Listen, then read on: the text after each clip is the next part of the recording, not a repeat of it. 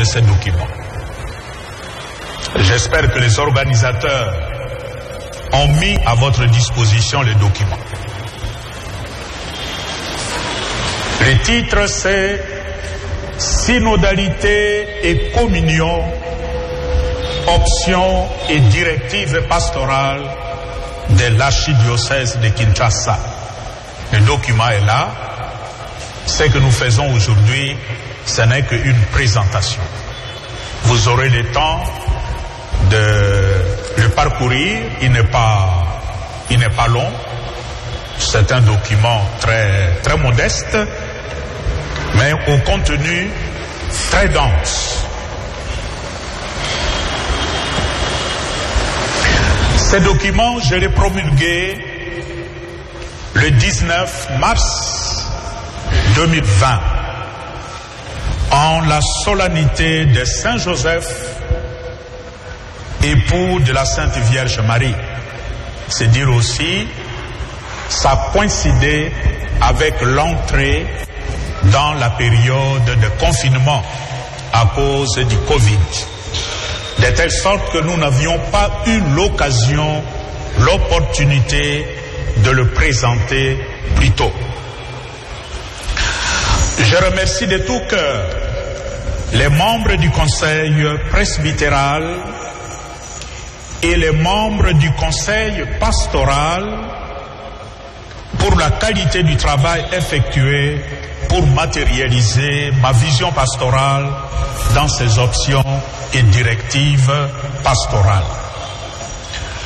Le document a été préparé par ces deux commissions, le conseil presbytéral et le conseil pastoral de notre archidiocèse.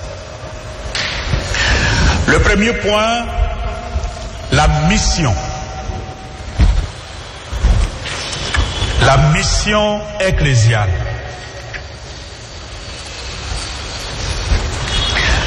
Comme nous l'avions dit dans notre discours d'ouverture de l'année pastorale 2018-2019, le principe fondamental qui va guider toute notre action pastorale dans l'archidiocèse de Kinshasa est la synodalité, la collégialité et la communion, qui signifie marcher et travailler ensemble dans l'accomplissement de notre mission commune.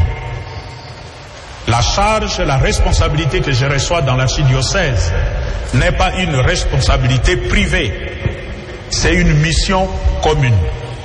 Et l'esprit qui doit nous guider, c'est cet esprit de communion, de collégialité, de synodalité. C'est ce que signifie justement ma devise épiscopale Omnia Omnibus. La mission prioritaire que le Christ confie à ses disciples est l'annonce de l'évangile. Notre première mission, c'est d'abord ça, l'annonce de l'évangile.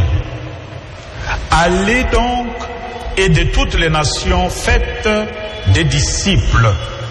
Matthieu 28, 19. Cette mission est confiée à tous les chrétiens. C'est pas seulement aux prêtres, aux diacres. Cette mission est confiée à tous les chrétiens devenus prophètes